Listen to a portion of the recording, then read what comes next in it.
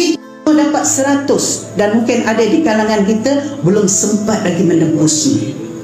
Dan kita kena ingat, sistem ini sistem mana? Bukan sistem keadilan. Sistem ini adalah sistem komunis. Sedar tak sedar negara kita menggunakan sistem komunis. Kenapa saya sebut begitu? Kerana sistem memberikan hak sama rata kepada yang perlu dan yang tak perlu.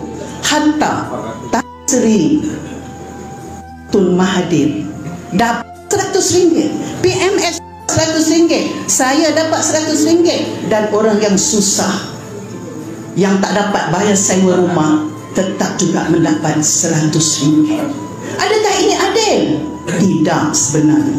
Dan kita kena ingat, dia hanya ditebus boleh ditebus di kedai-kedai tertentu, pasaraya besar. Siapa yang punya pasaraya ini? Mereka yang duduk di kampung-kampung kawasan pedalaman tak dapat nak beli barang kerana kedai-kedai itu tak terima. Kita sebut sana. Sebenarnya di belakang sana siapa yang akan dapat keuntungan? Kita jangan lupa, kedai-kedai utama itu bukan milik kita semua. Semua ini ada strategi yang menguntungkan orang-orang tertentu. Hanya kroni-kroni tertentu, tempat-tempat tertentu boleh ditebus, dan dia akan diberikan lagi RM100 bermula Februari 2026.